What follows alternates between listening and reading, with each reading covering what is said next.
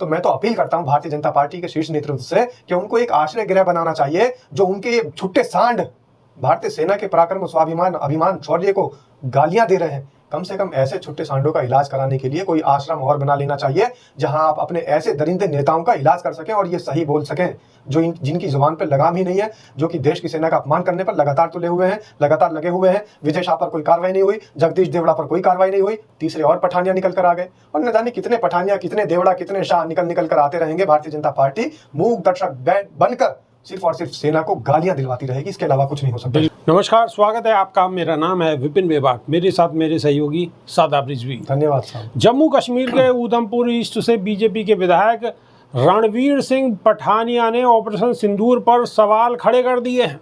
बुधवार को रणवीर सिंह पठानिया ने ऑपरेशन सिंदूर के दौरान भारतीय सेना के पराक्रम और शौर्य पर सवाल उठाए हैं।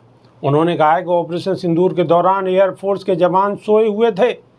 दरअसल रणवीर सिंह पठानिया उधमपुर में एयरफोर्स स्टेशन की ओर से जारी की गई एक नोटिस के विरोध में उतरे लोगों के साथ खड़े थे। इस नोटिस में एयरफोर्स स्टेशन ने स्टेशन के साथ लग रही सड़क के चौड़ीकरण को लेकर वहां बनी दुकानों और घरों को खाली करने के निर्देश दिए थे। इस नोटिस के विरोध में उधमपुर में लोग सड़कों पर थे, जिनके समर्थन में रणवीर सिंह पठानिया भी उतर आए।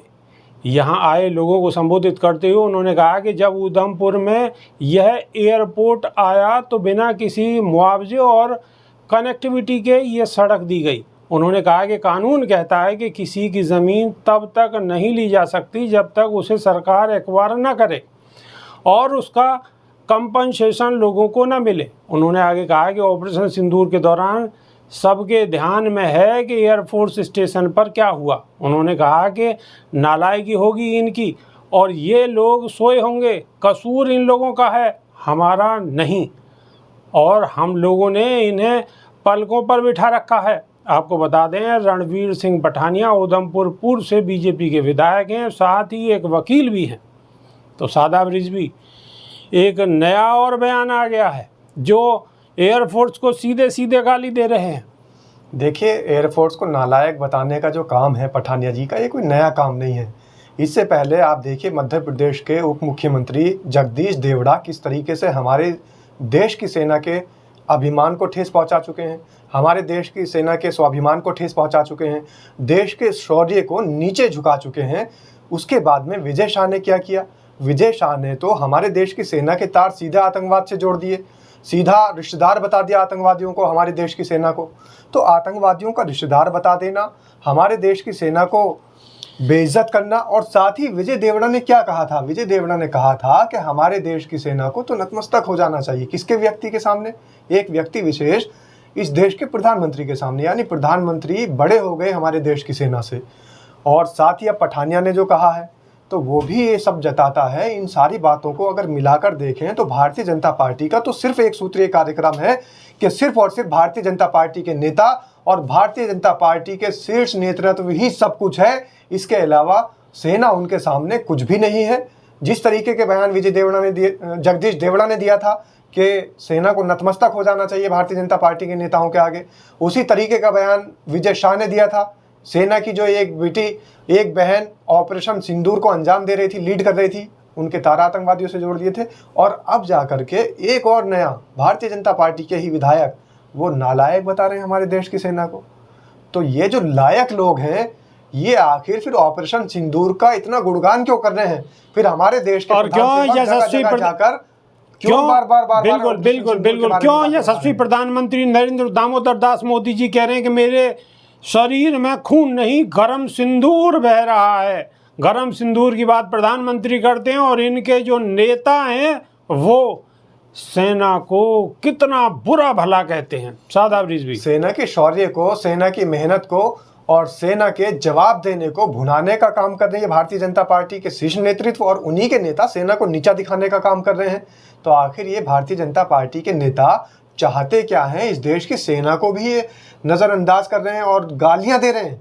आप देखिए कि ऑपरेशन सिंदूर पर सवाल उठाने वाला व्यक्ति अगर भारतीय जनता पार्टी के अलावा किसी और दल का विधायक होता, किसी और दल का नेता होता, अब तक उसके ऊपर यूएपीए के तहत कार्रवाई हो गई होती। यहाँ तक के जिन्होंने सेना के बारे में कुछ भी नहीं कहा, जिन्होंने सेना पर कोई सवाल नहीं उठाया, जिन्होंने ऑपरेशन सिंदूर पर कोई सवाल नहीं उठाया, जिन्होंने सेना को गालियां भी नहीं दी।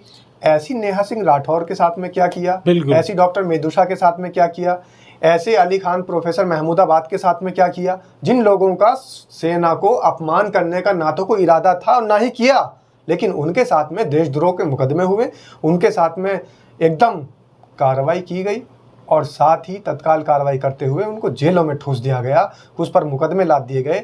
लेकिन भारतीय जनता पार्टी के ये जो बेलगाम सांड घूम रहे हैं, तो इन बेलगाम सांडों पर कौन लगाम लगाएगा? जो शीर्ष नेतृत्व तो कुछ और कह रहा है, सेना के पराक्रम को, सेना के शौर्य को, सेना के अभिमान को भुनाने की कोशिश कर रहा है, और उसी पार्टी के विधायक और नेता सेना को नीचा दिखाने की कोशिश कर रहे हैं, गालियां देने की कोशिश। सादाब रिजवी, सबसे पहले तो इनका मेडिकल होना चाहिए और मेडिकल में चीज़ें क्लियर निकल कर आएंगी कि क्या ये सुबह ही सुबह चिलम ले लेते हैं या कोई और नशा करते हैं। क्यों कि साधारण लोग तो सब सेना का मान सम्मान करते हैं, प्रधानमंत्री कुछ और कहते हैं, उनके नेता कुछ और कहते हैं। एक दिन नहीं बीतता, एक दिन बीत जाने के बाद 24 घंटे के अंदर किसी न किसी नेता का कोई ना कोई घटिया बयान आ जाता है। देखिए, जिस तरीके से भारतीय जनता पार्टी कहती है कि हमने तब जगह जगह गौशाला बना दी, जहां पर भी सांड जो घूमते थे, छुट्टा सांड, उनके लिए एक हमने आश्रय दिया है, और जो गौ माताएं जगह जगह घूमती थी उनके लिए भी आश्रय देने का काम किया है।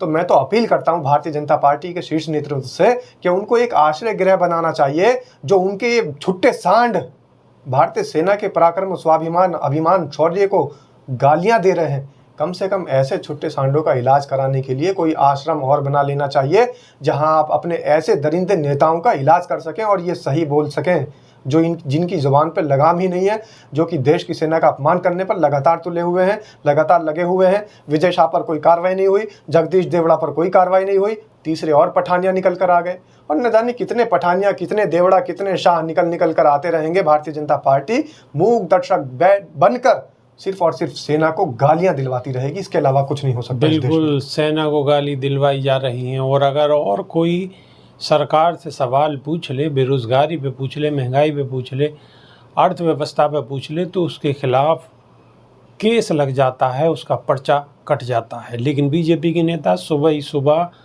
बयान देकर अपने आप को बहुत तीस मार का बीजेपी के नेता आप बेबाक जी क्यों कह रहे हैं? तो छुट्टे सांड हैं। जिस तरीके का इन्होंने बयान दिया है, जिस तरीके से इन्होंने गालियां दे रखी है सेना को, क्या उनको नेता कहा जाएगा? आप एक्सेप्ट करेंगे कि नेता हैं? अगर ये नेता होते तो क्या सेना को गालियां देते? ये नेता नहीं है, ये छुट्टे सांड है भारतीय जनता पार्टी के पाले हुए। तो भारतीय जनता पार्टी के ये छुट्टे सांड आखिर कब तक खुले घूमते रहेंगे? इनके लिए एक ऐसी जगह की आवश्यकता है जहां इन सारों को एक जगह बंद कर कर दरवाजे पर ताला लगा दिया जाए। आपकी इस विषय पर क्या राय है? कमेंट के माध्यम से अवश्य बताएं। बहुत बहुत शुक्रिया। नमस्कार। धन्यवाद सर।